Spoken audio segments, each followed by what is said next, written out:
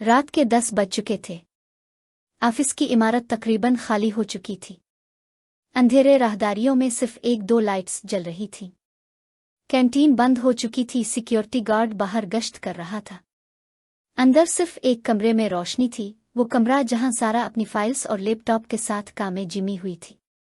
सारा ने हल्की सी सफ़ेद शर्ट और ब्लैक स्कर्ट पहन रखी थी। बाल ढेले जावड़ी में बंधे थे, चंद लुटे माथे पर गिरी हुई थी। वो थकी हुई थी, लेकिन फाइल खत्म करने का दबाव इसे राकने नहीं दे रहा था। अचानक दरवाज़ा खुला। बास कामरान कमरे में दाखिल हुआ, हाथ में काफ़ी का कप और आंखों में एक गहरी मुस्कुराहट। कामरान, अभी तक तुम यहाँ?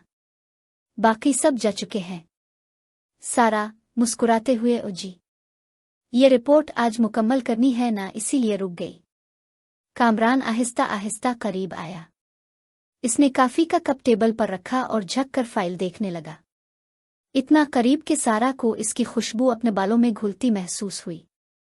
इसका दिल एक लम्हे को जोर से धड़का।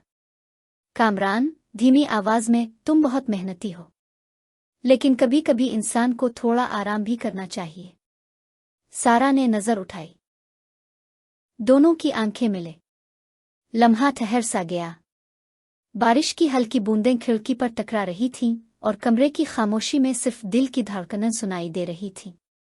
कामरान ने आहिस्ता से सारा का हाथ फाइल से हटाकर कहा, छोड़ो ये सब, आज सिर्फ तुम्हारी थकन दूर करनी है। सारा चौंक गई।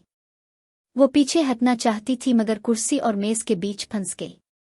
कामरान ने आहिस्ता से इसके कंधे पर हाथ रखा। लम्स इतना नरम था कि सारा के जिस्म में एक कपकपी दौड़ गई। सारा धीमी आवाज में, ओ सर, यह मुनासिब नहीं है। कामरान मुस्कुराते हुए, ए मुनासिब और नामुनासिब की दीवार इस वक्त टूट जाती है जब दिल साथ देने लगे। इसने झुककर उसके कान के करीब सरगोशी की। सारा के होंठ कपकपा गए। इसने नजरें झुका ले मगर हाथ नहीं छुड़ाया। कमरा और भी सुनसान लगने लगा। बाहर बारिश की आवाज और अंदर सांसों की गर्मी। कामरान ने इसके हाथों को अपनी गिरफ्त में ले लिया। सारा ने हल्की सी मुज़ाहमत की, लेकिन फिर आंखें बंद करके खुद को लम्हे के हवाले कर दिया। अब वो दोनों इतने करीब आ गए थे कि फासला मिट चुका था।